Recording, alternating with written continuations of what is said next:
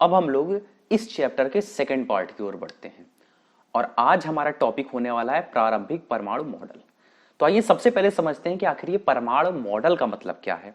तो देखिए, जब पता चल गया कि एटम के पास इलेक्ट्रॉन होता है और क्या होता है, प्रोटॉन होता है। ध्यान दीजिएगा, अभी हम न्यूट्रॉन की चर्चा इसलिए नहीं कर रहे हैं क्योंकि जो टॉपिक्स अब हम पढ़ाने चल रहे हैं अभी तक न्यूट्रॉन की डिस्कवरी नहीं मानकर चलेंगे। इसलिए अभी तक जितनी हम चर्चा करेंगे वो सारी और सारी इलेक्ट्रॉन और प्रोटॉन की केवल डिस्कवरी हुई है, यही मानकर चलेंगे। तो देखिए, जब पता चल गया कि एटम के पास, परमाणु के पास इलेक्ट्रॉन और प्रोटॉन होता है, तो लोगों ने पूछा कि वो एटम के अंदर रहते कैसे हैं। तो इस बारे में सबसे पहले किसने बताया था? थॉमसन ने बताया था। तो एटम के अंदर इलेक्ट्रॉन और प्रोटॉन किस तरह से रहते हैं, बस इसी के बारे में स्टडी करने को, पढ़ने को हम लोग क्या बोलेंगे कि ये क्या पढ़ने चल रहे हैं हम लोग, परमाणु मॉडल। तो सबसे पहले इस बारे में थॉमसन ने बताया था, इसलिए सबसे पहले हम क्या पढ़ेंगे, थॉमसन का परमाणु मॉडल। और याद रहे कि थॉमसन का परमाणु मॉडल 1898 में आया था और इस समय न्यूट्रॉन की डिस्कवरी नहीं हुई थी, न्यूट्रॉन नहीं खोजा गया था। तो ध्यान दीजिएगा, सबसे पहले आइए देखते हैं कि थॉमसन ने क्या कहा। तो सबसे पहला पॉइंट थॉमसन ने बताया कि जो परमाणु है वो कैसा होता है, बोलिए, गोलाकार होता है। ध्यान दीजिएगा कि थॉमसन ने बताया कि जो परमाणु होता है वो कुछ इस तरह से गोलाकार होता है। ठीक, अब आगे क्या बात बता रहे हैं, एकदम सारी बात को फोकस करते हम लोग चलेंगे। अगली बात बता रहे हैं कि जो द्रव्यमान है वो समान रूप से पूरे गोलाकार परमाणु में फैला हुआ है। ध्यान दीजिएगा, सबसे पहले बताया कि परमाणु इस तरह से क्या क्या होगा, गोलाकार होगा। दूसरी बात, अब जो द्रव्यमान है वो इस तरह से देखिएगा कि कुछ इस तरह से जो हम यहां बना रहे हैं, समान रूप से, मतलब न कहीं कम न कहीं ज्यादा। तो थॉमसन ने बताया कि इस तरह जो द्रव्यमान है वो पूरे गोलाकार भाग में इस तरह से समान रूप से ऐसे फैला हुआ है। ध्यान देंगे, ये देखिए, इस तरह से, कुछ इस तरह से जो द्रव्यमान है वो पूरे गोलाकार भाग में इस तरह से समान रूप से एकदम ऐसे ही, देखिए, कहीं कम कहीं ज्यादा नहीं, मतलब एक समान रूप से हर जगह ये फैला हुआ है। अब अगली बात क्या, अब भाई द्रव्यमान के फैले होने का मतलब भी आप समझिए। द्रव्यमान के फैले होने का मतलब वो क्या समझाना चाह रहे हैं, आपको हम पहले ही बता दिए हैं पिछले क्लास में कि जो भी द्रव्यमान होता है परमाणु का, वो केवल और केवल किसके कारण होता है, वो प्रोटॉन के कारण होता है। क्यों? क्योंकि हमने बताया था कि इलेक्ट्रॉन के द्रव्यमान को हम ना मानकर चलते हैं। क्यों? क्योंकि हमने बताया था कि जो इलेक्ट्रॉन का द्रव्यमान होता है वो प्रोटॉन के द्रव्यमान का 1837 गुना कम होता है। मतलब प्रोटॉन से 1837 गुना कम द्रव्यमान इलेक्ट्रॉन का होता है। और ये पिछली क्लास में बता के आ रहे हैं, मतलब इलेक्ट्रॉन का द्रव्यमान न के बराबर होता है और परमाणु का संपूर्ण द्रव्यमान, क्योंकि न्यूट्रॉन की डिस्कवरी भी नहीं हुई है, तो परमाणु का संपूर्ण द्रव्यमान किसके कारण होगा, प्रोटॉन के कारण होगा। तो द्रव्यमान समान रूप से संपूर्ण गोलाकार परमाणु में फैले होने का मतलब है कि संपूर्ण गोलाकार परमाणु में कौन फैला हुआ है, बोलिए, प्रोटॉन। तो इस तरह से जो आप देख रहे हैं, इस तरह से जो प्रोटॉन है वो समान रूप से, हम द्रव्यमान बोले या प्रोटॉन बोले, तो समान रूप से पूरे गोलाकार भाग में फैला हुआ है। अब अगली बात वो क्या बताते हैं, अब अगली बात बताते हैं कि समान रूप से फैले द्रव्यमान में ऋण आवेश यानी किसकी बात कर रहे हैं, इलेक्ट्रॉन, ये धंसे रहते हैं। कैसे? तो ये आप देख रहे हैं कि ये समान रूप से द्रव्यमान यहां पर फैला हुआ है। तो अब ये बता रहे हैं कि इसी समान रूप से फैले द्रव्यमान में कहीं कहीं पर इलेक्ट्रॉन कुछ इस तरह से धंसे रहते हैं। ध्यान दीजिएगा, कुछ इस तरह से, कुछ इस तरह से, कुछ इस तरह से, कुछ इस तरह से इलेक्ट्रॉन जो है वो धंसे रहते हैं। तो जब इतनी बात ये बता दिए, तो अब देखिए लो, अब आप जानते हैं कि भाई जो आप अणु आप पढ़ चुके हैं, जो अणु है वो तो दिखता ही नहीं है, अणु तो दिखता ही नहीं है। अंदाजा आप कैसे लगाएंगे परमाणु दिखेगा, मतलब परमाणु भी नहीं दिखता है। और अगर परमाणु ही नहीं दिखता है तो इलेक्ट्रॉन और प्रोटॉन भला कैसे दिखने लगे? तो लोगों ने, जे थॉमसन ने कहा कि सर मजा नहीं आ रहा है। उन्होंने कहा क्यों नहीं आ रहा है? तो लोगों ने कहा कि सर न तो दिख रहा है न महसूस हो रहा है, तो मजा कैसे आएगा भाई, समझ में नहीं आ रहा है, मजा कैसे आएगा? तो उन्होंने कहा कुछ नहीं, उन्होंने कुछ किया ही नहीं। उन्होंने एक तरबूज लिया और तरबूज लेकर कुछ इस तरह से तरबूज को काट दिया। ध्यान दीजिएगा, तरबूज लिया और इस तरह से उन्होंने तरबूज को काट दिया और उन्होंने कहा, अब उन्होंने क्या कहा वो बात देखिएगा। उन्होंने कहा कि जो आप ये बीज देख रहे हैं, काले काले बीज देख रहे हैं ना, ये जिसको हम येलो कर दे रहे हैं, ये जो बीज देख रहे हैं, ध्यान दीजिएगा, ये जो बीज आप देख रहे हैं, ध्यान दीजिएगा, ये जो बीज आप देख रहे हैं जिसको हम येलो कलर दे रहे हैं, ये बीज, इसी बीज को आप क्या मान लीजिए, इलेक्ट्रॉन मान लीजिए।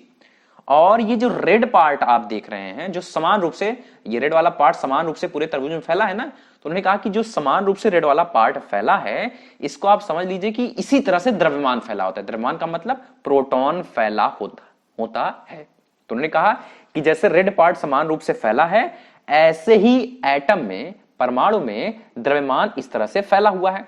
और उन्होंने कहा कि जैसे यहां पर इलेक्ट्रॉन धंसा, जैसे यहां पर बीज धंसे हुए हैं, ऐसे ही इस समान रूप से फैले द्रव्यमान में, इस समान रूप से फैले द्रव्यमान में इलेक्ट्रॉन कहीं कहीं पर इस तरह से क्या रहते हैं, धंसे रहते हैं। चूंकि इसकी तुलना उन्होंने किससे कर दी, तरबूज से, इसलिए इस इनके परमाणु मॉडल को तरबूज मॉडल भी कहा जाता है। तो आप फिर से देख लीजिए, ये जो पार्ट आप देख रहे हैं पूरा फैला हुआ है, पूरा फैला हुआ है, ये पूरा पॉजिटिव चार्ज फैला हुआ है, और इसमें इलेक्ट्रॉन कहीं कहीं पर ऐसे धंसे हुए हैं। याद रहे, इस मॉडल को एक नाम से और जानते हैं हम लोग। किस नाम जानते हैं भाई, प्लम पुडिंग मॉडल के नाम से भी जानते हैं, plum pudding model. Plum pudding मतलब आप हलवा देखे होंगे, हलवा जैसे हलवा होता है, आप खाए भी होंगे। तो हलवा एकदम पूरी तरीके से फैला रहता है, जैसे उसी तरह से द्रव्यमान फैला रहता है, और जैसे हलवे में कहीं कहीं पर किशमिश धंसे रहते हैं, तो ऐसे ही परमाणु में इलेक्ट्रॉन कहीं कहीं पर धंसे रहते हैं। तो अब समझ में आपको आ गया होगा। और एक बात इन्होंने क्या बताया, और एक बात इन्होंने बताया कि जो परमाणु होता है वो कैसा होता है, बोलिए, उदासीन होता है। उदासीन होने का मतलब कि जितने भी नंबर ऑफ पॉजिटिव चार्ज हैं, जितने भी पॉजिटिव चार्ज हैं, यानी धनात्मक आवेशों की संख्या है, वो बराबर है किसके, नंबर ऑफ निगेटिव चार्ज, यानी ऋण आवेशित संख्या के बराबर है। तो जितने ऋण आवेश हैं उतने ही धन आवेश हैं। तो इसलिए उन्होंने बताया कि जो परमाणु कैसा होता है, बोलिए, उदासीन होता है। तो ये थॉमसन का परमाणु मॉडल है। लेकिन इनकी कुछ सीमाएं भी हैं, मतलब इनकी कमियां हैं, जिसके कारण इनका परमाणु मॉडल फेल कर गया। कैसे फेल कर गया, तो किसी ने इनसे पूछा कि ये जो इलेक्ट्रॉन धंसे हैं, जो आप बता रहे इलेक्ट्रॉन धंसे, ये कैसे धंसे हैं। कहने का मतलब कि इलेक्ट्रॉन के बीच में कितनी दूरी है, सारे इलेक्ट्रॉन एक ही जगह धंसे हुए हैं, या सारे इलेक्ट्रॉन पूरे गोले में धंसे हुए हैं, या गोले के किनारे किनारे धंसे हैं, या बीच में, कैसे धंसे हैं। तो थॉमसन इस बारे में हाथ खड़े कर दिए। यानी थॉमसन यह मॉडल परमाणु में इलेक्ट्रॉन की व्यवस्था की व्याख्या नहीं कर पा रहा था, और साथ में यह भी इनकी लिमिटेशन थी कि ये परमाणु के अस्थायित्व के बारे में शांत हो गए और अस्थायित्व को नहीं समझा सके। तो अगले मॉडल पर बढ़ने से पहले हमें एक इंपॉर्टेंट बात जान लेनी चाहिए। वो बात क्या है, ये कि दो समान आवेश एक दूसरे को प्रतिकर्षित करते हैं और दो विपरीत आवेश एक दूसरे को आकर्षित करते हैं। मतलब अगर आवेश सेम होगा तो वो एक दूसरे को रिपेल करेंगे, प्रतिकर्षित करेंगे, और आवेश अगर डिफरेंट होगा, अलग अलग होगा, तो वो दोनों एक दूसरे को अट्रैक्ट करेंगे, यानी आकर्षित करेंगे। तो मान लिया कि दो आवेश चाहे डिफरेंट हो चाहे सेम हो, उनके बीच में कोई ना कोई परस्पर क्रिया जैसे आकर्षण या प्रतिकर्षण की होगी, पर सवाल यह आता है कि वो एक दूसरे को आकर्षित या प्रतिकर्षित कितना करेंगे। भाई कोई तो आकर्षण या प्रतिकर्षण का बल लग रहा होगा, तो बिल्कुल सही बात है, वो बल हम आपको बताएंगे। जैसे मान लीजिए कि हम यहां पर एक आवेश बना रहे हैं और यहां पर एक आवेश बना रहे हैं, और आपको पता है कि जो आवेश होता है उसे हम लोग Q से प्रदर्शित करते हैं, और चूंकि ये पहला आवेश है इसलिए इसको हम लोग Q1 से प्रदर्शित करेंगे, और ये दूसरा आवेश है इसलिए इसको हम लोग Q2 से प्रदर्शित कर देंगे। अब इनके बीच की ये जो दूरी है, इनके बीच की दूरी को हम R मान ले रहे हैं। तो अब ये जो परस्पर क्रिया का बल है उसे हम किससे प्रदर्शित करेंगे, F से। अब आपको पता चल चुका है कि ये F कुछ भी हो सकता है, इन दोनों के बीच का आकर्षण भी हो सकता है और इन दोनों के बीच का प्रतिकर्षण भी हो सकता है। तो ये जो बल है ये समानुपाती होता है किसके, इन दोनों आवेशों के गुणनफल के, यानी Q1 इंटू Q2 के। और साथ में ही ये जो बल है, जो आकर्षण या प्रतिकर्षण किसी का भी हो सकता है, वो इनके बीच के जो दूरी R है इसके वर्ग के व्युत्क्रमानुपाती होता है। व्युत्क्रमानुपाती का मतलब अपॉन आर स्क्वायर। अब आपको और पता है कि समानुपाती के चिन्ह को बराबर में परिवर्तित करने के लिए हम एक कांस्टेंट से गुणा करते हैं। तो f जो अभी तक प्रोपोर्शनल समानुपाती का चिन्ह है इसे हम बराबर के रूप में लिखेंगे और अब एक कांस्टेंट एक नियतांक का गुणा करना पड़ेगा। वो नियतांक यहां पर क्या होगा k। तो अब ये हो जाएगा k q1 q2 upon R square. तो ये हमारा एक्सप्रेशन हमको मिल गया। मतलब कि अगर चाहे दो सेम चार्ज आवेश हो या दो डिफरेंट चार्ज हो उनके बीच में आकर्षण प्रतिकर्षण का ये बल लग रहा होगा। अब आप समझ लीजिए कि r क्या है, तो r दोनों आवेशों के बीच की दूरी है। भाई q1 क्या है, तो प्रथम पदार्थ पर आवेश है। q2 क्या है, द्वितीय पदार्थ पर आवेश है। और ये जो k है ये क्या है, नियतांक है। इसकी वैल्यू हम आपको बता दे रहे हैं। तो इसकी वैल्यू अगर MKS में देखें तो होती है 9 इंटू 10 टू पावर 9 क्या, न्यूटन मीटर स्क्वायर पर कूलाम स्क्वायर। और ये जो F आपको नजर आ रहा है ये परस्पर क्रिया का बल है। अब आपको पता है परस्पर क्रिया का बल यहां पर आकर्षण का भी हो सकता है, प्रतिकर्षण का भी हो सकता है। चलिए तो अब हम लोग सीधे सीधे अपने अगले एटॉमिक मॉडल पर चलते हैं और वो कौन सा है, रदरफोर्ड का न्यूक्लियर मॉडल या एटॉमिक मॉडल कह लीजिए। ध्यान से देखिएगा कि रदरफोर्ड ने, सबसे पहले तो ये जानिए कि रदरफोर्ड ने एक एक्सपेरिमेंट किया, एक प्रयोग किया और उसी प्रयोग के बेस पर उन्होंने परमाणु का एक मॉडल दिया।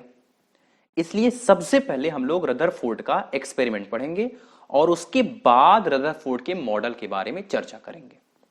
तो इसका मतलब वही हमने लिखा है कि यह मॉडल जो है वो रदरफोर्ड के प्रयोग पर आधारित है। आइए अब इनकी चर्चा करते हैं। तो रदरफोर्ड ने क्या किया था, इस तरह से रदरफोर्ड ने एक बॉक्स लिया था और इस बॉक्स के अंदर आपको रेडियो एक्टिव सोर्स कहना है तो ये कह लीजिए, रेडियो एक्टिव एलिमेंट कह लीजिए, रेडियो एक्टिव पार्टिकल कह लीजिए या हिंदी में रेडियो धर्मी स्रोत कह लीजिए। तो उन्होंने क्या किया, एक बॉक्स लिया था और इस बॉक्स के अंदर एक रेडियो एक्टिव एलिमेंट था। अब कुछ लोग सोच रहे होंगे ये रेडियो एक्टिव एलिमेंट क्या होता है। ध्यान दीजिएगा, लिख दे रहे हैं रेडियो एक्टिव एलिमेंट। बस तुरंत बताते हैं ये क्या होता है, ध्यान दीजिएगा। तो रेडियो एक्टिव एलिमेंट ऐसा एलिमेंट होता है जो पड़े पड़े, मतलब इनको न गर्म कीजिए न ठंडा कीजिए, बस पड़े पड़े अपने आप में से ये कुछ इनविजिबल पार्टिकल यानी अदृश्य कण निकालते रहते हैं।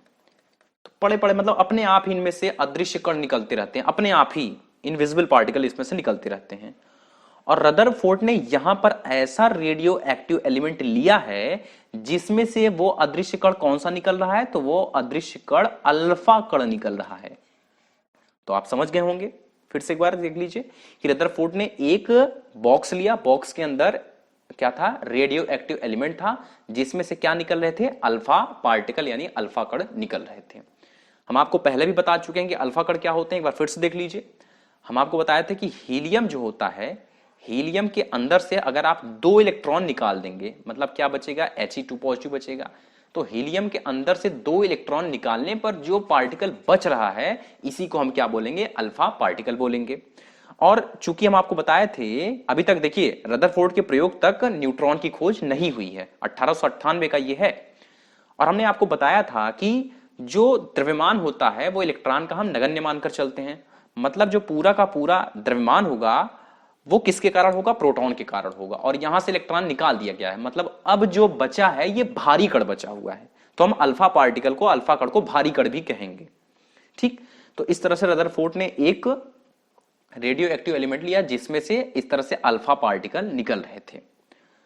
और यहां से जितने भी अल्फा पार्टिकल निकल रहे थे इसके सामने रदरफोर्ड ने एक सोने की पन्नी रख दिया था। ये जो आपको दिख रहा है ये एक सोने की पन्नी है और इसके चारों तरफ, ये जो आप देख रहे हैं ये, इसके चारों तरफ उन्होंने फ्लोरोसेंट स्क्रीन यानी एक प्रदीप्त पर्दा लगा दिया था। ये प्रदीप्त पर्दा किसका बना हुआ था, जिंक सल्फाइड का बना हुआ था।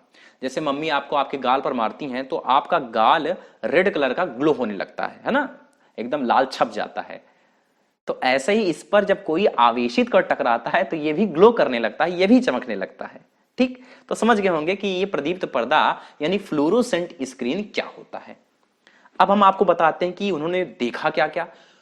जब वो अल्फा पार्टिकल की यहां से बम्बार्डिंग कराए तो उन्होंने देखा कि अधिकांश अल्फा पार्टिकल ऐसे थे, ध्यान से एकदम देखेंगे सारी बात को, सुनेंगे सारी बात को।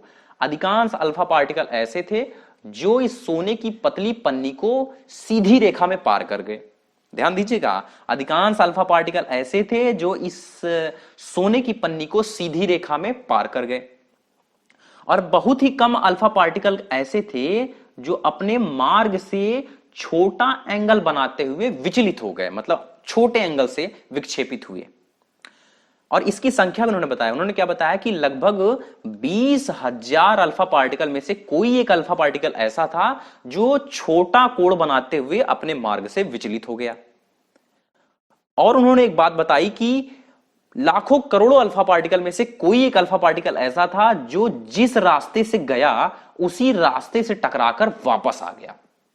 अच्छा, ये लग रहा हो, ये सोच रहे होगे कैसे पता चला, तो देखिए जिंक सल्फाइड की स्क्रीन इसीलिए लगाई गई थी, अगर ये सीधी रेखा में पार कर गए तो यहां पे टकराकर ग्लो करने लगे होंगे, जिससे पता चला कि कुछ मैक्सिमम अल्फा पार्टिकल एकदम सीधी रेखा में पार कर गए। तो आप देखें क्या कि अधिकांश अल्फा पार्टिकल पतली पन्नी को भेद कर पार कर गए सीधी रेखा में। कुछ ऐसे अल्फा पार्टिकल 20,000, लगभग 20,000 में से एक ऐसे थे जो छोटा कोण बनाकर विक्षेपित हो गए, और लाखों करोड़ों पार्टिकल में से कुछ ऐसे एकाध पार्टिकल ऐसे थे जो जिस रास्ते से गए उसी रास्ते से वापस आ गए। तो देखिए इन्हीं बातों को हमने यहां पर लिख दिया है कि इस प्रयोग से रदरफोर्ड द्वारा अल्फा कणों के प्रकीर्णन, वो जो फैल जा रहे हैं, उसकी व्याख्या की गई। उन्होंने देखा कि अधिकांश अल्फा कण अपने पथ से विचलित हुए बिना ही सोने की पन्नी को भेद कर निकल जाते हैं। अच्छा, इसका मतलब भी समझिएगा, इसका मतलब यह है कि जो परमाणु का ज्यादातर भाग है, अब इसकी चर्चा करेंगे, वो कैसा है, खाली है, रिक्त है। क्यों? क्योंकि थॉमसन ने बताया था कि परमाणु में प्लस प्लस ऐसे हर जगह क्या है, फैले हुए हैं। अगर ऐसा रहा होता तो चूंकि हीलियम कैसा होता है बताइए, धनावेशित होता है, चूंकि भारी कण होता है, तो प्लस जब प्लस से टकराएगा तो बताइए प्रतिकर्षित होगा ना, प्रतिकर्षित होगा। पर यहां पर क्या हो रहा है, अल्फा कण तो सोने की पतली पन्नी को भेद कर निकल जा रहा है सीधी रेखा में, अधिकांश। इसका मतलब अधिकांश जो स्थान है वो क्या है, रिक्त है, वो खाली है। चल इसके भी चर्चा करेंगे। तो उन्होंने सबसे पहला क्या देखा कि अधिकांश अल्फा पार्टिकल अपने पथ से विचलित हुए बिना ही सोने की पन्नी को भेद कर निकल जाते हैं। और दूसरी बात उन्होंने क्या देखा कि बहुत कण, लगभग 20,000 में से एक ऐसे अल्फा कण थे जो अपने पथ से छोटा कोण बनाते हुए विक्षेपित हो जाते हैं। भाई ऐसा क्यों हुआ होगा, ऐसा क्या हुआ होगा, सोचिए। तो देखिए जो अल्फा कण है वो कैसा है, बोलिए, धनावेशित है, यानी एक भारी कण है। ध्यान दीजिएगा, भारी कण है। और अगर ये अपने मार्ग से विक्षेपित हो रहा है, ध्यान दीजिएगा, अपने मार्ग से विक्षेपित हो रहा है मतलब प्रतिकर्षित हो रहा है, तो कोई धनावेशित किसी धनावेशित से टकराएगा तभी तो विचलित होगा, तभी तो विक्षेपित होगा, यानी तभी तो प्रतिकर्षित होगा। तो अगर ये प्रतिकर्षित हो रहा है तो अवश्य वो किसी भारी कण से टकराया है। ध्यान दीजिएगा, धन एक भारी कण है, अगर वो विक्षेपित हो रहा है तो पक्का किसी भारी कण, धनावेशित कण से ही टकराया है। अगला क्या उन्होंने देखा था, अगला उन्होंने देखा कि बहुत कम कण लगभग 180 डिग्री के कोण से विक्षेपित होकर वापस लौट जाते हैं, मतलब जिस रास्ते से गए उसी रास्ते से वापस आ गए। इसका मतलब आप क्या समझेंगे, सोचिए लाखों करोड़ों में एकाध कण ऐसे हैं जो जिस रास्ते से जा रहे हैं उसी रास्ते से वापस आ रहे हैं। तो समझिए कि जिस भारी कण से ये टकरा रहे हैं, अगर ऐसा हो रहा है कि लाखों करोड़ों में एक है जो जिस रास्ते से गया टकरा कर वापस आया, मतलब वो भारी कण जो है, वो भारी कण जो है एक बहुत ही छोटे स्थान पर है। ध्यान दीजिएगा, वो भारी कण जो है जिससे टकरा कर ये 180 डिग्री से वापस लौटे हैं, वो भारी कण बहुत ही छोटे स्थान पर है, और उसी भारी कण का नाम रदरफोर्ड ने क्या रखा था, नाभिक रखा था, न्यूक्लियस रखा था। आ रही बात समझ में? अभी इन सबके रिजल्ट को हम लोग नोट्स में लिखेंगे। फिलहाल आगे देखिए, अब ये जो 3 पॉइंट बता रहे हैं कंपटीशंस में, जैसे आप सीयूईटी वगैरह देंगे, कंपटीशंस के लिए बहुत इंपॉर्टेंट है। क्या कि जो विक्षेपित कणों की संख्या है, विक्षेपित का मतलब किसकी चर्चा कर रहे हैं, मतलब जो स्ट्रेट सीधी रेखा में पास कर रहे थे उनकी चर्चा नहीं कर रहे हैं, जो अपने मार्ग से विचलित हो गए थे उनकी चर्चा कर रहे हैं। उन्हीं को हम लोग क्या बोलेंगे, विक्षेपित कण। तो जो विक्षेपित कणों की संख्या होती है वो जेड क्या है भाई, जेड क्या है, ध्यान दीजिएगा, टारगेट का परमाणु क्रमांक। टारगेट का परमाणु क्रमांक। टारगेट क्या होगा? टारगेट मतलब कि जो अल्फा कण है, देखिए यहां पर जो अल्फा कण है वो किससे टकरा रहे हैं? वो किससे टकरा रहे हैं? वो किससे टकरा रहे हैं? सोने की पतली चादर से, यानी सोने की पन्नी से। तो सोने की पन्नी यहां पर किसका काम करेगी? टारगेट का। तो ये जो जेड है ये टारगेट का क्या है? परमाणु क्रमांक है। तो विक्षेपित कणों की संख्या जो है वो समानुपाती है परमाणु क्रमांक के, टारगेट के परमाणु क्रमांक के स्क्वायर के। मतलब टारगेट का परमाणु क्रमांक जितना ज्यादा होगा, अल्फा कण उतने ज्यादा विक्षेपित होंगे। अब इसका भी मतलब समझ लीजिए, ऐसा क्यों? तो ध्यान दीजिएगा, जो परमाणु क्रमांक होता है उसका मतलब क्या होता है? उसका मतलब होता है प्रोटॉनों की संख्या। उसका मतलब क्या होता है? प्रोटॉनों की संख्या। और प्रोटॉन कैसा होता है बताइए? प्रोटॉन कैसा होता है? धन आवेशित होता है। और आप देख रहे हैं अल्फा भी कैसा होता है? धन आवेशित होता है। मतलब अगर हम परमाणु क्रमांक बढ़ा रहे हैं तो इनडायरेक्टली हम धनावेशित कण बढ़ा रहे हैं। और अगर धनावेशित कण बढ़ रहा है तो धनावेशी जब धनावेशी से टकराएगा तो ज्यादा विक्षेपित होगा कि नहीं होगा? मतलब जितना ज्यादा धनावेशित बढ़ता जाएगा, धनावेश बढ़ता जाएगा, अल्फा उतना ज्यादा विक्षेपित होगा। इसलिए हमने कहा कि विक्षेपित कणों की संख्या ये समानुपाती होगी परमाणु क्रमांक के वर्ग के। मतलब परमाणु क्रमांक जितना ज्यादा विक्षेपित उतना विक्षेपण उतना ज्यादा हो जाएगा। और सुनिएगा, इस पे आते हैं कि जो विक्षेपित कणों की संख्या है वो अल्फा कणों की गतिज ऊर्जा का उल्टा होती है। मतलब समझिए कि अगर अल्फा कणों की गतिज ऊर्जा कम होगी तो विक्षेपण क्या होगा? ज्यादा। और अगर अल्फा कणों की गतिज ऊर्जा ज्यादा हो गई, ज्यादा पे फोकस ही मत कीजिए, बस इतना ही जान लीजिए कि गतिज ऊर्जा कम होने पर विक्षेपण जो होगा, विक्षेपित कणों की संख्या होगी वो क्या हो जाएगी? ज्यादा। आइए इसको फील देते हैं कैसे। तो ध्यान से देखिएगा, जैसे मान लीजिए कि आप स्कूटी लेकर किसी रास्ते से गुजर रहे हैं और सामने एक बुल यानी सांड है, बुल। अब वो बहुत ही गुस्से में है, वो गुस्से में। तो ध्यान दीजिएगा, अगर आप अपनी गतिज ऊर्जा खूब तेज, खूब ज्यादा बढ़ाए हुए हैं, ध्यान दीजिएगा, बहुत ज्यादा गतिज ऊर्जा से आप अगर गमन कर रहे हैं तो क्या चांसेस है? जैसे ही आप इसके नजदीक तक आते जाएंगे, चूंकि गतिज ऊर्जा आपकी बहुत ज्यादा रहेगी, बहुत स्पीड से आप जाते जाएंगे, तो ब्रेक मारने का मौका नहीं मिलेगा और आप इस बुल से टकरा जाएंगे और दुर्घटना हो जाएगी। मतलब इसका मतलब यह है कि जब भी आप ऐसे एकदम गुस्से में हुए बुल को देखेंगे तो आप ऑटोमेटिक ही अपनी गतिज ऊर्जा को क्या कर लेंगे? धीमा कर लेंगे। अपने स्पीड को क्या कर लेंगे? स्लो कर लेंगे। अच्छा, स्लो करने का और मतलब क्या होगा? क्या आप इस बुल के पास से गुजरेंगे? नहीं। पहली बात तो आप अपनी गतिज ऊर्जा धीमी करेंगे और भाई थोड़ी दूरी लेते हुए यहां से निकल जाएंगे। मतलब इसके आसपास भी नहीं भटकेंगे, विचलित, अपने रास्ते, अपने मार्ग से विचलित होकर निकलेंगे। इसका मतलब क्या? मतलब आप क्या कर रहे हैं? आपकी जो काइनेटिक एनर्जी है, आप अपनी गतिज ऊर्जा को कम कर रहे हैं। और जैसे ही गतिज ऊर्जा को कम कर रहे हैं, साथ ही साथ क्या कर रहे हैं? जो विक्षेपण है उसे क्या कर दे रहे हैं? ज्यादा। मतलब गतिज ऊर्जा और विक्षेपण एक दूसरे का क्या हो जा रहा है? यहां पर उल्टा हो जा रहा है। तो यहां समझा रहे हैं कि अल्फा कणों की गतिज ऊर्जा जितनी कम होगी उनका विक्षेपण जो है उतना ज्यादा हो जाएगा। मतलब अगर अल्फा कण आराम से जाएंगे, बहुत ज्यादा स्पीड में नहीं जाएंगे, तो वो जो भारी कण है, भाई उस भारी कण को हमने क्या नाम दे दिया? नाभिक।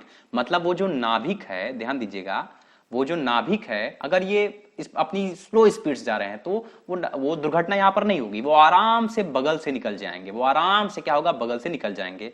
मतलब जितनी गति ऊर्जा कम होगी तो एकदम केयर करके चलेंगे और ये अपना विक्षेपण ज्यादा कर लेंगे ताकि दुर्घटना न हो। ठीक। तो और ये वाला पॉइंट जो है, अब इसको माइंड में रखिए, ये वाला पॉइंट आपको याद करना पड़ेगा। इस पर हम आपको न्यूमेरिकल करके दिखाएंगे कि जो विक्षेपित कणों की संख्या होती है वो और किस पर डिपेंड करती है? तो 1/sin⁴ θ/2। यहां पर थीटा क्या है? तो यहां पर एंगल ऑफ डिफ्लेक्शन है थीटा। मतलब कितना विक्षेपित हो रहा है उसका कोण है, एंगल ऑफ डिफ्लेक्शन है। एंगल ऑफ डिफ्लेक्शन है यानी विक्षेपित कोण, मतलब कितना विक्षेपण हो रहा है वही है। यहां पर देखिए भाई, ये जैसे स्ट्रेट लाइन में गए जा रहे थे लेकिन अपने मार्ग से विचलित हो गए, तो ये जो एंगल ये थीटा बन रहा है ये उसी का मान है। तो अपने प्रयोग के आधार पर रदरफोर्ड ने निम्नलिखित मॉडल प्रस्तुत किया। क्या क्या भाई? चूंकि अधिकांश जो अल्फा पार्टिकल थे वो एकदम स्ट्रेट लाइन में पास कर जा रहे थे, इसका मतलब अधिकांश भाग कैसा है? रिक्त है। अब जो परमाणु होता है वो 10 की घात माइनस 10 मीटर त्रिज्या की कोटि का, मतलब अब परमाणु का ये साइज भी बता दिए कि उसका रेडियस कितना होता है, त्रिज्या कितनी होती है, तो 10 की घात माइनस 10 मीटर त्रिज्या की कोटि का एक गोलाकार कण होता है। मतलब लीजिए, अब रदरफोर्ड ने बता दिया कि परमाणु कैसा होता है, बोलिए गोलाकार होता है, और उसका साइज कितना होता है, तो उसकी त्रिज्या होती है 10 की घात माइनस 10 मीटर। आगे उन्होंने बताया कि समस्त द्रव्यमान केंद्र में संचित रहता है, मतलब जो भी इसका द्रव्यमान होता है वो कहां पर होता है, समस्त द्रव्यमान केंद्र पर होता है। और चूंकि पता है अभी तक न्यूट्रॉन की खोज नहीं हुई है, तो सारा का सारा द्रव्यमान किसके कारण होगा, उसी पॉजिटिव चार्ज के कारण होगा। तो समस्त द्रव्यमान केंद्र में संचित रहता है, जिसे क्या कहा गया था, नाभिक कहा गया। और जिसकी त्रिज्या की कोटि, किसकी, नाभिक की त्रिज्या की कोटि, ये कितनी होती है, तो 10 की घात माइनस 15 मीटर होती है। तो देखिए, परमाणु का भी आकार ये बता दिए और उसके त्रिज्या का भी, यानी सॉरी उसके नाभिक का भी आकार ये बता दिए। और आगे क्या बता रहे हैं, आगे बता रहे हैं कि जैसे विभिन्न ग्रह सूर्य के चारों ओर चक्कर लगाते हैं, ठीक उसी प्रकार इलेक्ट्रॉन नाभिक के चारों ओर वृत्ताकार पथों पर घूमते हैं। मतलब पहली बात तो बताया कि परमाणु कैसा होता है, गोलाकार।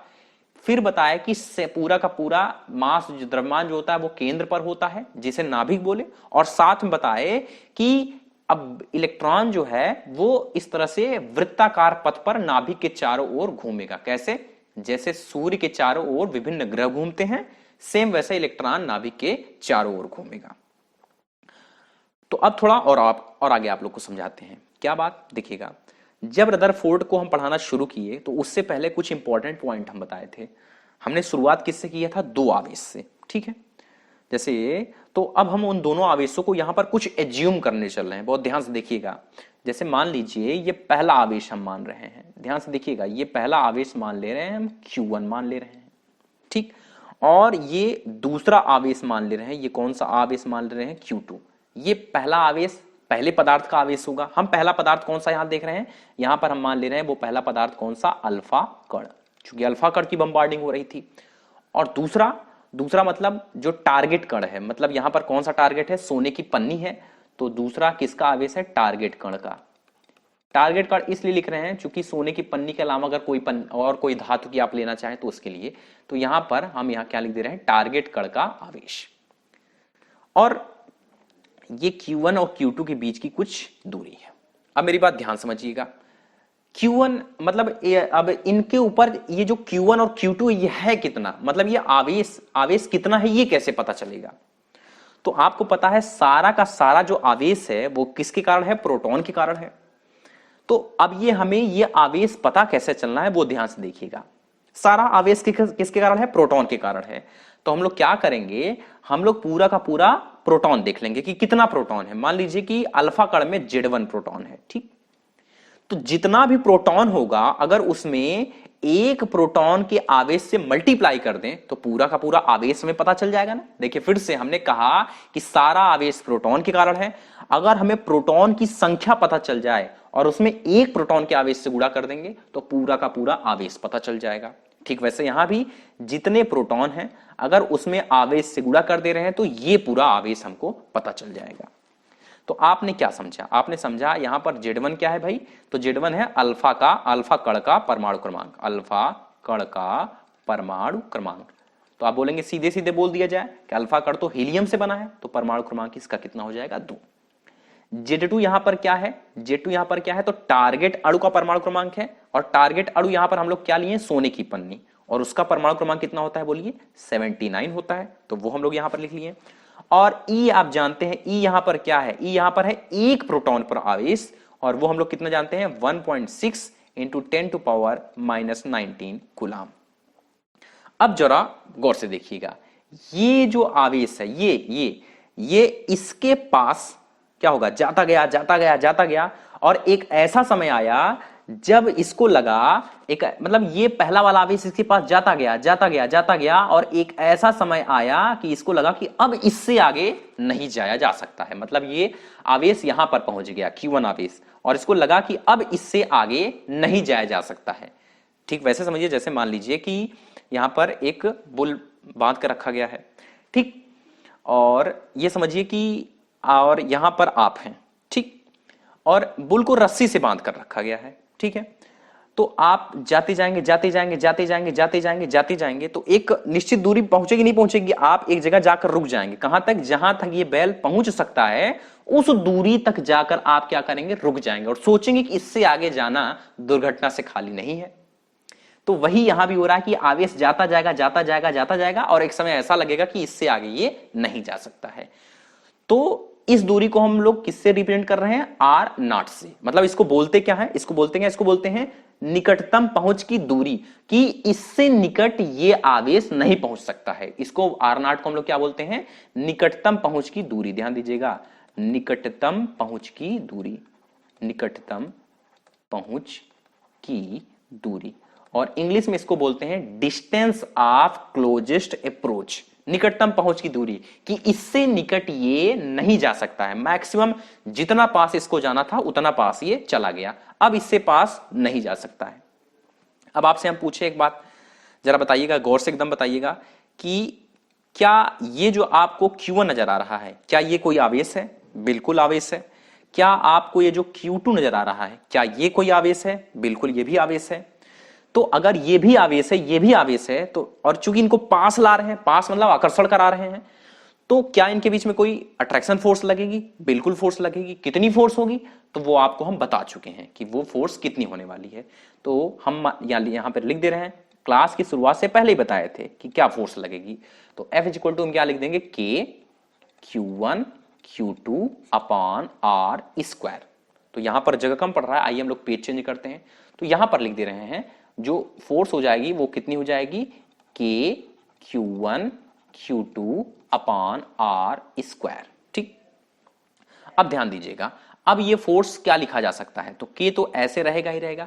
आप ध्यान से अगर देखिए तो Q1 यहां पर कितना है? तो Q1 यहां पर कितना है? Z1 इंटू ई, और Q2 यहां पर कितना है? Z2 इंटू ई। तो लिख लीजिए इनके स्थान पर। तो Q1 की जगह हो जाएगा Z1 इंटू ई, और Q2 की जगह हो जाएगा Z2 इंटू ई। ठीक, और यहां पर R क्या होगा? बताइए R क्या होगा? अरे R वही होगा ना जिसके पास से आगे हम नहीं जा सकते हैं। R यहां पर हम लोग क्या मान लिए हैं? R अब यहां पर हम मान लिए हैं ये R नॉट मान लिए कि इससे आगे हम नहीं जा सकते हैं। तो R की जगह हम यहां पर क्या वैल्यू रख देंगे? R not. और चूंकि इसका स्क्वायर करना है तो यहां पर इसका स्क्वायर कर देंगे। अब ध्यान से देखिएगा, तो अब ये F कितना हो जाएगा? अब ये F हो जाएगा F equal to K Z1 Z2 e square upon क्या हो जाएगा? R नॉट का स्क्वायर हो जाएगा।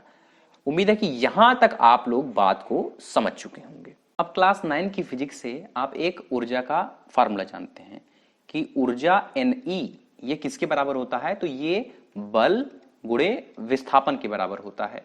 ठीक, अब यहां पर विस्थापन को हम R लिख दे रहे हैं। ध्यान दीजिएगा, E बराबर क्या होता है? फोर्स इंटू डिस्प्लेसमेंट होता है। ठीक, अच्छा, इस बात को माइंड में रखते रखते हुए थोड़ी सी एक दो परिभाषा हम आपसे डिस्कस करना चाहते हैं। एक तो गतिज ऊर्जा के बारे में थोड़ा बहुत समझना चाहते हैं। ये तो फिलहाल आप जानते हैं, क्योंकि गतिज ऊर्जा क्या होती है कि मूवमेंट के कारण जो भी ऊर्जा बॉडी में आती है उसी को हम क्या बोलते हैं? गतिज ऊर्जा बोलते हैं। तो इसकी चर्चा नहीं करते हैं।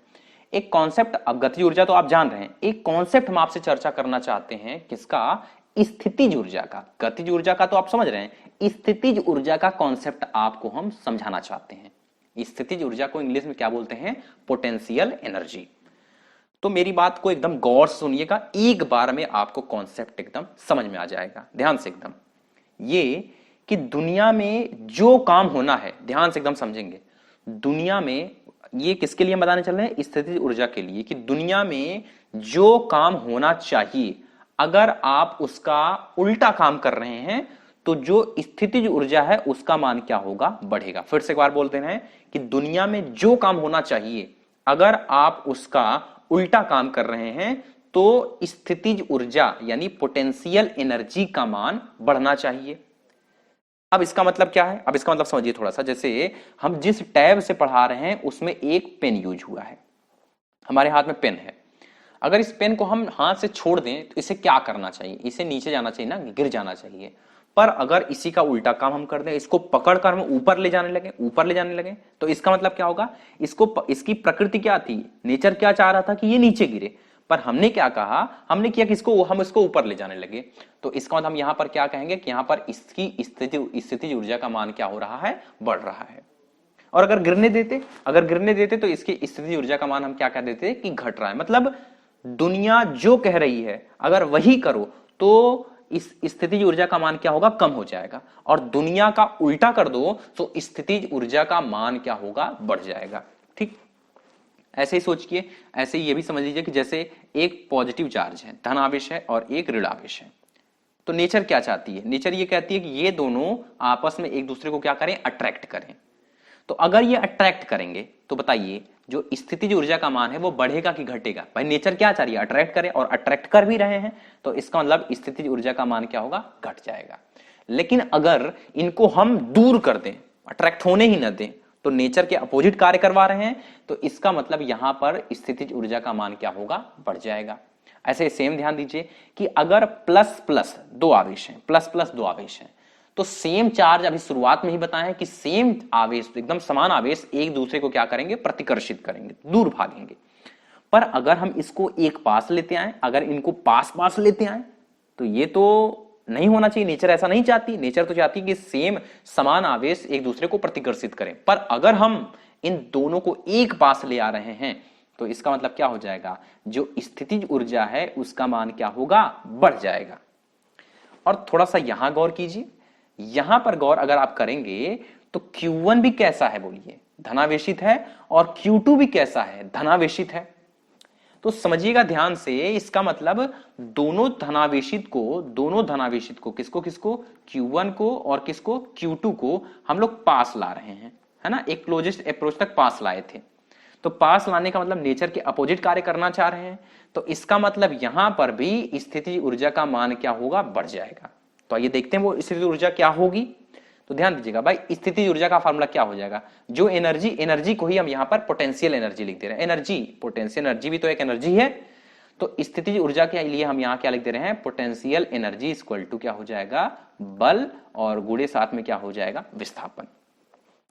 अब ध्यान दीजिएगा, अब यहां पर जो विस्थापन है वो हम क्या मान रहे हैं, जो हमारा ये चूंकि हम इससे पास नहीं आ सकते हैं, तो यहां पर जो आर का मान हो जाएगा वो हम क्या रख देंगे, आर नॉट रख देंगे। तो ये क्या हो जाएगा, आर नॉट हो जाएगा। तो पोटेंशियल एनर्जी इक्वल टू हो गया फोर्स इंटू डिस्प्लेसमेंट। अब ध्यान दीजिएगा, फोर्स की वैल्यू हम निकाल के आ रहे हैं, ये देखिए, ये है ना K Z1 Z2 e square upon R naught square.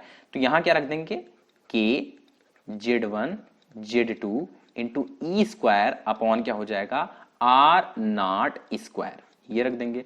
और साथ में यहां किससे मल्टीप्लाई है, आर नॉट से। अब आपको पता है एक आर नॉट से एक आर नॉट क्या हो जाएगा, कैंसिल।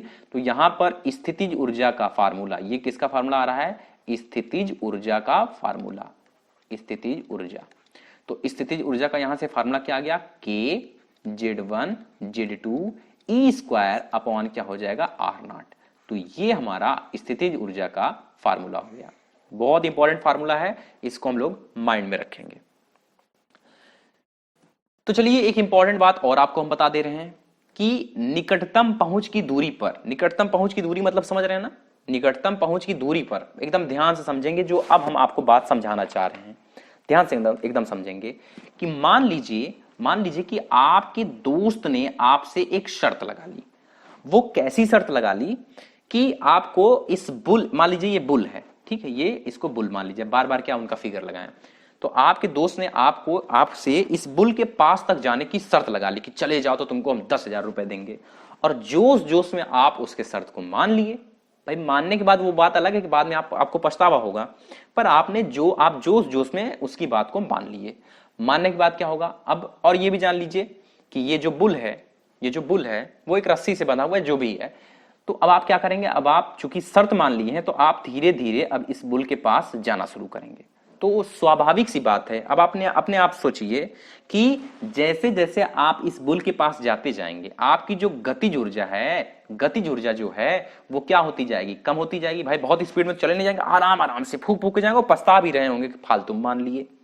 तो आपकी गतिज ऊर्जा धीरे धीरे क्या हो रही है, कम होती जाएगी। और चूंकि पता है कि आप दोनों आप दोनों एकदम एक दूसरे को क्या करना चाहेंगे, प्रतिकर्षित करना चाहेंगे ना, प्रतिकर्षित। भाई क्या आप बुल के पास कभी जाना चाहेंगे, नहीं जाना चाहेंगे ना। मतलब एक दूसरे को आप क्या करना चाहेंगे, प्रतिकर्षित करना चाहेंगे, समझिएगा ध्यान से। तो क्या होगा, चूंकि आप एक दूसरे को प्रतिकर्षित करना चाहेंगे फिर भी आप पास में जा रहे हैं, इसका मतलब कि जो पोटेंशियल एनर्जी है उसका मान भी यहां पर क्या होगा, बढ़ता जाएगा, बढ़ता जाएगा। तो देख रहे हैं जैसे जैसे काइनेटिक एनर्जी गतिज ऊर्जा कम हो रही है वैसे वैसे पोटेंशियल एनर्जी यानी स्थितिज ऊर्जा क्या हो रही है, ज्यादा। इसके भाव को समझिएगा, आप पहले से जान के आ रहे हैं ऊर्जा जो है एनर्जी न कभी नष्ट होती है न बनती है, बल्कि ये एक रूप से दूसरे रूप में परिवर्तित हो जाती है। तो काइनेटिक एनर्जी कम होकर पोटेंशियल एनर्जी ज्यादा होने का मतलब कि सारी की सारी काइनेटिक एनर्जी किस में चली जा रही है, पोटेंशियल एनर्जी में चली जा रही है। मतलब समझिएगा कि जो काइनेटिक एनर्जी है वही क्या बन जा रही है, बोलिए, पोटेंशियल एनर्जी। गतिज ऊर्जा ही क्या बन जा रही है, स्थितिज ऊर्जा बन जा रही है। और यहां पर गति कौन कर रहा है, यहां पर गति कर रहा है अल्फा कण। भाई अल्फा कण की ही तो बम्बार्डिंग करा रहे थे, तो यहां पर और नाभिक के पास देखिए बुल कौन है, नाभिक है, और आप कौन है, अल्फा कण है। तो यहां पर गति ऊर्जा की किसके बारे में बात हो रही है, तो अल्फा कण की गतिज ऊर्जा की बात हो रही है। तो इसका मतलब अल्फा कण की गतिज ऊर्जा ये किसके बराबर हो जाएगी, स्थितिज ऊर्जा के। ठीक, तो अब गतिज ऊर्जा का फार्मूला आपको पता है क्या होता है, हाफ एम वी स्क्वायर, और ये बराबर, और इसका पोटेंशियल एनर्जी का फार्मूला आप लिख के आ रहे हैं क्या, K Z1 Z2 e square upon R naught, ये आप लिख के आ रहे हैं। तो अब बस कुछ है नहीं, यहां पर हमने कौन किसको क्या दर्शाया जा रहा है वो हमने लिख दिया है। यम क्या है, अल्फा कण का द्रव्यमान, वी क्या है, अल्फा कण का वेग, Z1 क्या है, अल्फा कण का परमाणु क्रमांक, Z2 क्या है, लक्ष्य यानी टारगेट का परमाणु क्रमांक। यहां टारगेट क्या है, यहां पर टारगेट है सोने की पन्नी। आर नॉट क्या है, निकटतम पहुंच की दूरी। आर नॉट क्या है, निकटतम, मतलब कि एक ऐसी डिस्टेंस आ जाएगी उसके पास तक मतलब उसके आगे आप अगर गए तो बुल आपको लिया दिया। तो मतलब आर नॉट क्या है, यही जो मतलब जैसे यहां तक आप गए, अरे भाई अल्फा पार्टिकल यहां तक गया, यहां तक जाने के बाद इससे आगे नहीं जा पाया था, क्या हो गया था, डिफ्लेक्ट हो गया था। तो ये बीच की जो दूरी बचेगी इसी दूरी को हम क्या बोल देंगे, आर नॉट बोल देंगे, कि इससे आगे वो नहीं जा सकता है, निकटतम पहुंच की दूरी।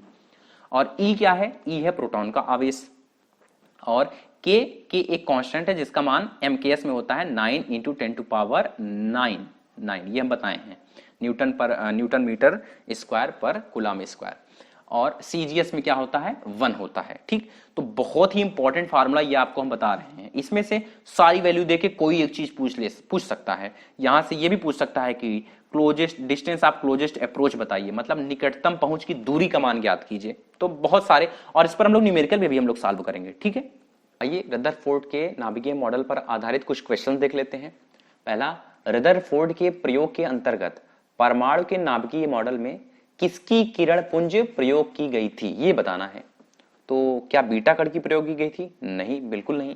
भाई बीटा कण क्या होता है, बीटा कण आप इलेक्ट्रॉन मान लीजिए। और ये गामा किरण क्या होती है, गामा किरण आप एक एनर्जी मान लीजिए, ये आपको 12th में फिजिक्स में पढ़ाया जाएगा। तो गामा किरण की भी नहीं यूज की गई थी। तीसरा, क्या हीलियम के परमाणु की गई थी, नहीं, हीलियम के परमाणु की भी नहीं की गई थी। याद हो अगर, तो अगर आप अब तो आपको पता चल रहा है कि हीलियम में क्या क्या होता है। पहली बात तो नाभिक में क्या होता है, 2 प्रोटॉन होता है, 2 न्यूट्रॉन होता है, और 2 इलेक्ट्रॉन इस तरह से एक वृत्ताकार पथ पर घूमते रहते हैं। तो 2 इलेक्ट्रॉन जब आप निकाल लिए तो बचा क्या, ये नाभिक वाला पार्ट बचा है, और यही इसी की किरण पुंज तो प्रयोग की गई थी। अल्फा कण क्या है, इसी का किरण पुंज है, 2 इलेक्ट्रॉन निकालने में जो बचा वही तो अल्फा कण है। मतलब एक प्रकार से अल्फा कण क्या है, हीलियम का नाभिक ही तो है। तो हीलियम के परमाणु की नहीं, हाँ चौथा ऑप्शन, हीलियम के नाभिक की किरण पुंज प्रयोग की गई थी। आइए सेकंड क्वेश्चन पढ़ते हैं। अल्फा कण x जूल गतिज ऊर्जा से गमन करता है, मतलब काइनेटिक एनर्जी गतिज ऊर्जा दी गई है, कितनी दी गई है, x जूल दी गई है। यदि प्रकीर्णन प्रयोग में सोडियम धातु की पन्नी, ये टारगेट हमारा क्या है, किस पे हिट करेगा अल्फा पार्टिकल, सोडियम, यही हमारा क्या है टारगेट। वहां सोने की पन्नी रहती थी, यहां सोडियम धातु की पन्नी कह दिया, उपयोग की गई है। तो निकटतम पहुंच की दूरी ज्ञात कीजिए। तो देखिए आप फार्मूला पढ़ कर आ रहे हैं, निकटतम पहुंच की दूरी का फार्मूला ये देखिए आप पढ़ के आ रहे हैं। ये जो आर नॉट है यही किसको प्रदर्शित कर रहा है, यही आर नॉट तो प्रदर्शित कर रहा है निकटतम पहुंच की दूरी। तो ये क्या है, हाफ एम वी स्क्वायर, ये क्या है, काइनेटिक एनर्जी ही तो है। अगर आप आर नॉट लिखना चाहें तो वो क्या हो जाएगा, काइनेटिक एनर्जी आर नॉट की जगह आ जाएगा, तो हो जाएगा K Z1 Z2 e square upon R naught. तो आर नॉट की जगह हम आर नॉट इधर आ गया, तो यहां हम क्या लिख सकते हैं, काइनेटिक एनर्जी इस तरह से लिख सकते हैं। तो ध्यान दीजिएगा, क्या यहां हम फार्मूला लिख ले रहे हैं इस तरह से कि क्या होगा, आर नॉट इक्वल टू, हमें पता है आर नॉट इक्वल टू क्या है, के Z1 Z2 into e square upon नीचे क्या हो जाएगा, गतिज ऊर्जा हो जाएगी। यही हमें निकटतम पहुंच की दूरी के बारे में बताएगा। तो देखिए क्या हो जाएगा, तो के तो एज इट इज रहेगा। अब Z1 क्या है, Z1 क्या है, जो हिट करने जा रहा है, कौन जा रहा है, अल्फा कण, और अल्फा कण का परमाणु क्रमांक क्या हो जाएगा, बोलिए 2 होता है। तो यहां आप रख सकते हैं 2 रख सकते हैं, इनटू Z2 क्या है, टारगेट का परमाणु क्रमांक। तो टारगेट का परमाणु क्रमांक आप यहां पर देख रहे हैं कहीं रखा नहीं गया है, कहीं जेड जेड जेड हर जगह लिखा है ऑप्शन में, तो आप टारगेट का परमाणु क्रमांक को मत रखिए, जेड ऐसे रख दीजिए, है ना। तो और ई स्क्वायर, तो ई स्क्वायर इस तरह से हो जाएगा अपॉन काइनेटिक एनर्जी बोलिए कितना दिया है, यक्स जूल दिया है, ये देखिए हमने लिखा है ना यक्स जूल, तो यहां आप क्या लिख देंगे, एक्स जूल। तो आर नॉट की वैल्यू कितनी आ गई के, या 2 के भी लिख सकते हैं, के इंटू 2 जेड ई स्क्वायर अपॉन एक्स। तो आंसर देखिए कौन सा मैच कर रहा है, के 2 जेड ई स्क्वायर अपॉन एक्स, तो हमारा ऑप्शन भी इसका सही होगा। आइए सेकंड के सेकंड पे चलते हैं। कह रहा है कि समान गतिज ऊर्जा वाली निम्नलिखित धातुओं के नाभिक की ओर अल्फा कण प्रक्षेपित किए जाते हैं। किस धातु के निकटतम पहुंच की दूरी, डिस्टेंस ऑफ क्लोजेस्ट अप्रोच, न्यूनतम होगी, ये हमको बताना है। किस धातु की निकटतम पहुंच की दूरी न्यूनतम होगी। तो देखिए अभी ही हम लोग एक फार्मूला देख के आ रहे हैं, क्या देख के आ रहे हैं, आर नॉट, निकटतम पहुंच की दूरी का formula, R naught is equal to K into Z1 Z2 into e square upon kinetic energy यानी गतिज ऊर्जा, इस तरह से यहाँ हाफ एम बी स्क्वायर भी लिख लीजिए। अब देखिए अब क्या होता है, आपको पता है Z1 क्या है, जो अल्फा कण है उसका परमाणु क्रमांक, और Z2 क्या है, जो टारगेट है, मतलब जहां अल्फा कण टकराने जा रहा है उसका परमाणु क्रमांक है, टारगेट का परमाणु क्रमांक है, एटॉमिक नंबर ऑफ टारगेट। तो ध्यान दीजिएगा हम लोग करेंगे क्या, ध्यान से हमको बिना बिना कैलकुलेशन के इसका आंसर में बताना है। देखिए कैसे बताएंगे, निकटतम पहुंच की दूरी, तो आप देख रहे हैं के क्या है, फिक्स है, चार्ज क्या है, ये चार्ज क्या है, फिक्स है प्रोटॉन का, Z1 फिक्स है भाई, अल्फा कण का आप 2 जानते हैं, Z2 जानते हैं। काइनेटिक एनर्जी बोला है, पहले ही बोल दिया है कि समान गतिज ऊर्जा, तो इसकी चर्चा ही नहीं करनी है। तो आप सीधा सीधा देख रहे हैं जो आर नॉट है, अब बच किस पे गया, डिपेंड किस पे करेगा, Z2 पर डिपेंड करेगा। आर नॉट आप देख रहे हैं किस पे डिपेंड करने लगेगा, Z2 पर। मतलब समझिए, जिसका परमाणु क्रमांक कम होगा, जिस टारगेट का परमाणु क्रमांक कम होगा, उसके निकटतम पहुंच की दूरी क्या हो जाएगी, कम हो जाएगी, न्यूनतम ही तो चाहिए। तो आप इनमें से देखिए किसका परमाणु क्रमांक कम है, तो ये सी, ये कैल्शियम आपको नजर आ रहा है, तो यही आपका आंसर होगा। अगर अब भी फील नहीं आया तो आप कुछ ऐसे सोचिए, एक तरफ एकदम दुबला पतला बुल खड़ा है और एक तरफ खूब तगड़ा बुल खड़ा है, और आप यहां हैं, किसके अधिक निकट तक आप पहुंच सकते हैं, आप किसके अधिक निकट तक जा सकते हैं, तो भाई पतले वाले बुल के अधिक निकट तक जा सकते हैं, क्योंकि कम पावरफुल है, पतला मतलब कम पावरफुल है। तो सेम यही तो यहां है, जिसका एटॉमिक नंबर कम है उसके निकटतम पहुंच की दूरी क्या होगी, न्यूनतम होगी। आई बात समझ में। तो चलिए आगे क्वेश्चन बढ़ते हैं। नेक्स्ट क्वेश्चन कह रहा है कि रदरफोर्ड प्रकीर्णन प्रयोग में कोण थीटा बराबर 60 डिग्री पर प्रति मिनट प्रकीर्णित अल्फा कणों की संख्या 36 है। देखिएगा प्रति मिनट प्रकीर्णित अल्फा कण यानी N1 ये कितना है, 36 है। कब 36 कब प्रकीर्णित हो रहे हैं, जब जो कोण है वो कितना है, बोलिए 60 डिग्री है। और आगे क्या कह रहा है, 90 डिग्री के कोण पर, आपको बता दिया है कि थीटा 2 कितना है, 90 डिग्री, कह दिया 90 डिग्री के कोण पर प्रकीर्णित प्रति मिनट अल्फा कणों की संख्या कितनी है। तो 90 डिग्री पर कितने अल्फा कण प्रकीर्णित होंगे, इसी का मान हमको बताना है। तो क्या आपको याद है, हम एक फार्मूला पढ़कर आ रहे हैं, क्या पढ़कर आ रहे हैं कि n जो है डायरेक्टली प्रोपोर्शनल होगा किसके, 1/sin पावर थीटा बाई 2, ये पढ़ के आ रहे हैं। तो देखिए अब n1 n2 की यहां चर्चा की है, तो अब हम सॉल्व कैसे करेंगे, अभी तक तो हम वो बातें लिखे जो दी थी, अब सॉल्व कैसे करेंगे। तो आपको पता है कि n1 इक्वल टू क्या होगा, बोलिए 1 अपॉन क्या हो जाएगा, 1 अपॉन साइन पावर 4 थीटा 1/2, ये हो जाएगा। मतलब n अगर ऊपर तो उसका साइन कहां होगा, नीचे। चलिए n2 भी ले रहे हैं, तो अगर n2 नीचे तो उसका साइन अब कहां हो जाएगा, ऊपर। तो ये हो जाएगा साइन पावर 4 थीटा 2 अपॉन क्या हो जाएगा, 2 हो जाएगा। तो आइए हम लोग निकालते हैं। तो आप देख रहे हैं कि n1 की वैल्यू कितनी है, n1 की वैल्यू यहां पर कितना दिया है, 36। तो रख दीजिए n1 की वैल्यू 36 अपॉन n2 ही तो हमसे पूछा है, और थीटा 2 की वैल्यू कितनी है, यहां पर 90 डिग्री दिया गया है। तो 90 डिग्री यहां जब थीटा रखेंगे, रख दे रहे हैं आराम से, साइन पावर 4 90 रखें, 90 अपॉन 2 और पूरे का बट्टे क्या हो जाएगा, साइन पावर 4। अब थीटा 1 की वैल्यू यहां कितनी है 60, तो यहां रख दीजिए 60 अपॉन 2। आपको पता है ये क्या होगा 45 डिग्री बचेगा, और ये कितना बचेगा बोलिए 30 डिग्री। तो हो कितना गया 36 अपॉन n2 हो गया इक्वल टू साइन पावर 4, ये हो जाएगा 45 डिग्री अपॉन क्या हो जाएगा साइन पावर 4, ये क्या हो जाएगा 30 डिग्री हो जाएगा। तो अब आप देखिए अब इसकी वैल्यू कितनी हो जाएगी, तो हो जाएगा 36 upon n2 equal to sign 45 की वैल्यू कितनी होती है 1 अपॉन रूट 2 होती है। तो इसका हमें कितना कर देना है power 4 upon sine power 4 30 sine power 4, तो साइन 30 की वैल्यू कितनी होती है, तो साइन 30 की वैल्यू आपको पता है कितनी होती है 1 अपॉन 2, तो इसका पावर 4 कर देंगे। सॉल्व कर लीजिएगा, जब इसको आप सॉल्व करेंगे तो अब टाइम हाँ बहुत लंबा वीडियो हो जाएगा, तो n2 की वैल्यू आएगी 9। ठीक, आप सॉल्व करके देख लीजिएगा, तो n2 यहां से आपका कितना आंसर हो जाएगा 9 हो जाएगा।